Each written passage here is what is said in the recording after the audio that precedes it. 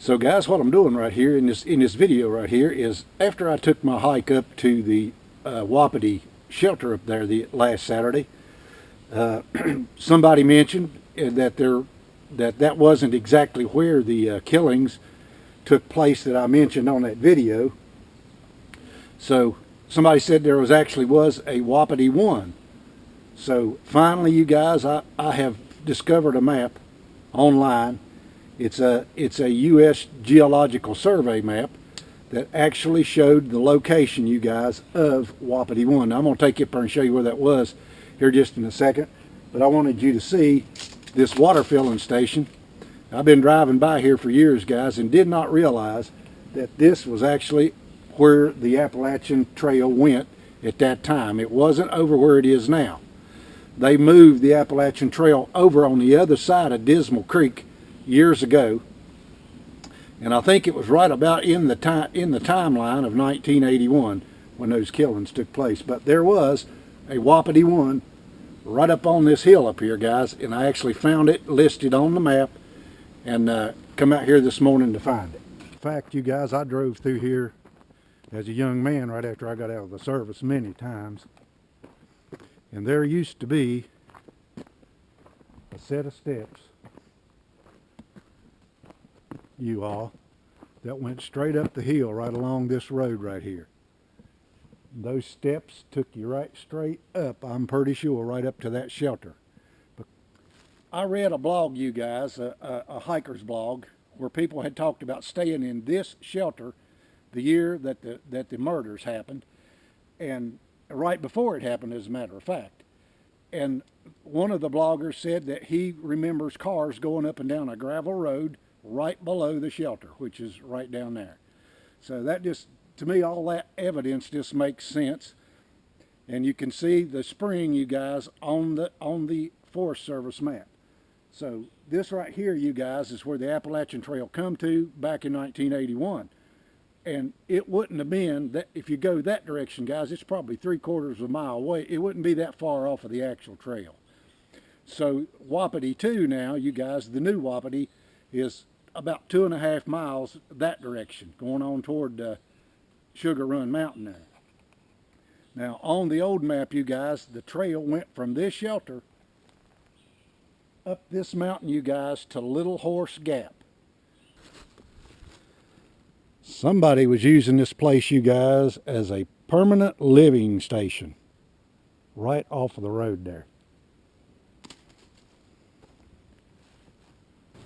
Guys, as old as this stuff is right here, I'm not so sure that this ain't that infamous killer's old campsite, because he could have walked from here over to Devil's Den where he shot them other 2 fellers a few years ago. From right here, it wouldn't take, guys, it wouldn't take 15 minutes to walk from right here over on straight across to Devil's Den where those people were camping. And there is, guys, you know, evidence that we know that he fished.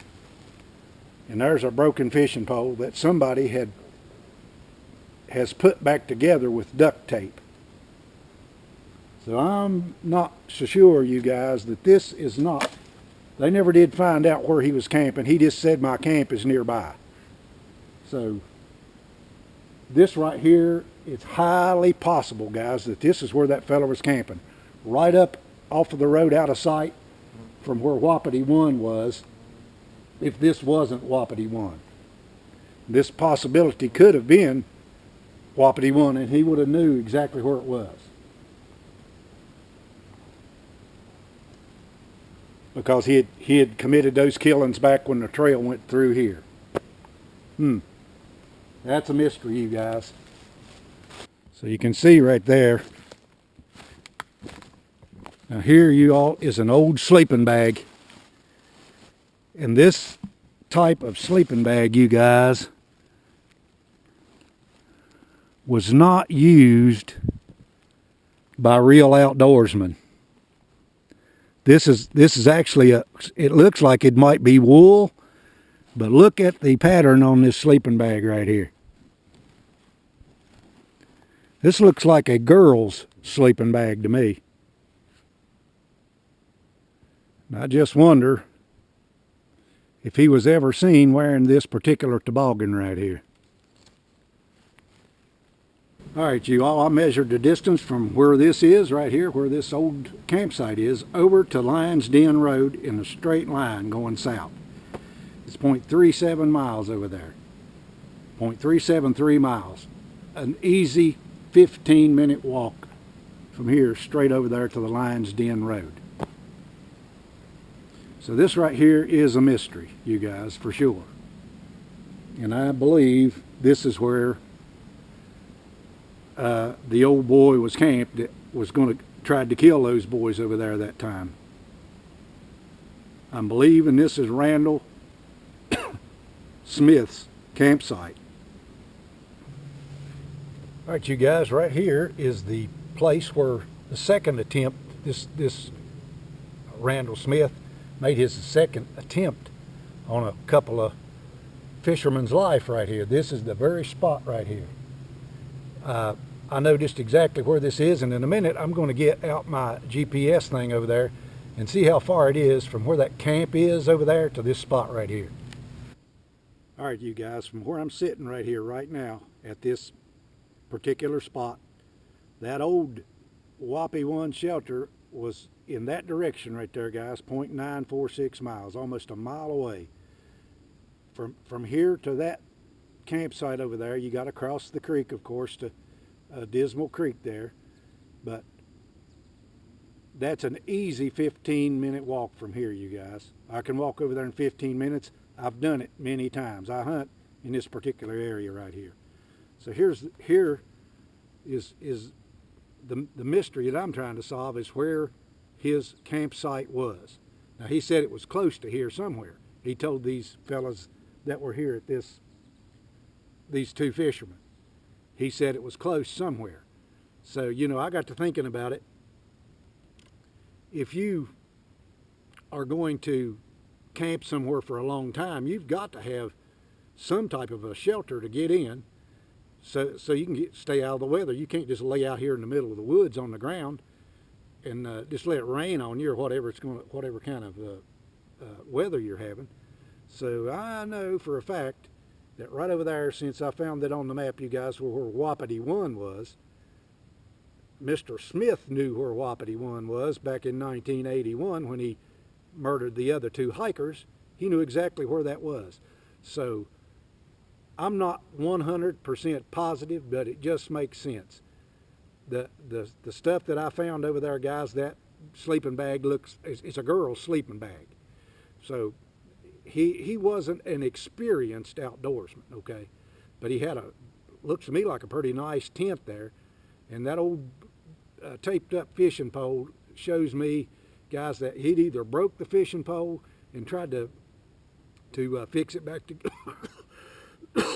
tried to fix it back together, or he just broke the fishing pole and used that little short thing, because when you're fishing in this creek down here, guys, this Dismal Creek's hard to fish in.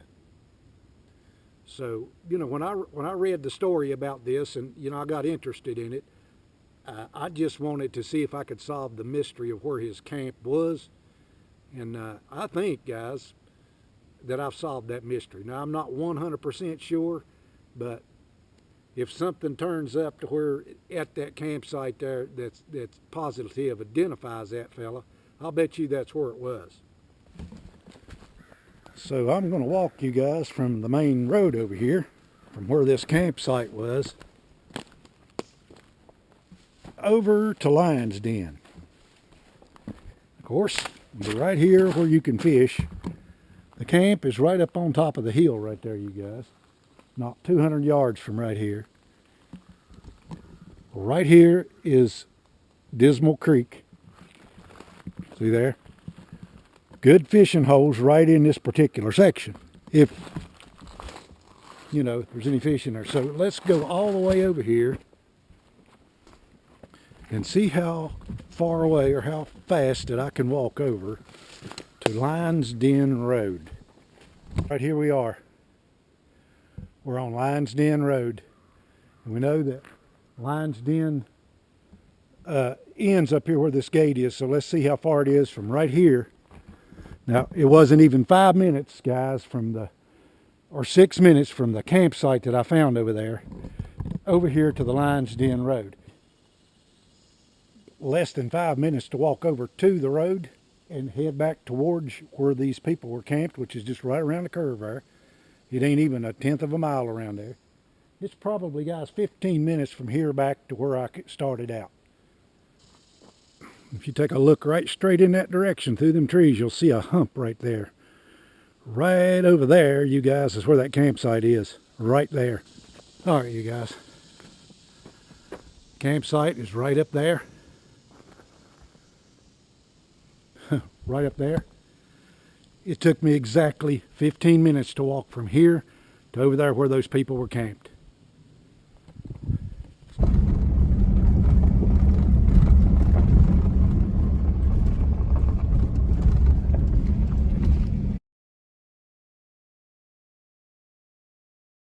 So you guys, in conclusion of this video right here, I'm not saying for a 100% fact that that was Randall Smith's camp, but it really could have been. That camp's been there now for several years and has not been touched except for a bear. It looks to me like it's tore it up. It does look like a few hunters has walked through there and shot some squirrels, but other than that, that's basically what I've learned out about this. I have learned, you guys, in my research that yes, the Appalachian Trail murders did take place where the shelter is now up at the lake. I confirmed that by emailing the Appalachian Trail Conservatory up in Pennsylvania, and they did relay that message back to me. Also talked to the owner of Trent's Grocery, who was there at that time, and is not very far from that. And Trent's Grocery is really close to where that's at. So I did find all that out, you guys. And I like a mystery, and sort of, I'm just like a dog gnawing on a bone till I figure it out. But anyway, guys, like I said, I'm not for positively sure that that's where his camp was. But man, it sure fits. It really sure fits the way the things happened or transpired when he tried to kill those other two fishermen. Anyway, you guys, keep on hiking, and God bless you until next time. Have a great day.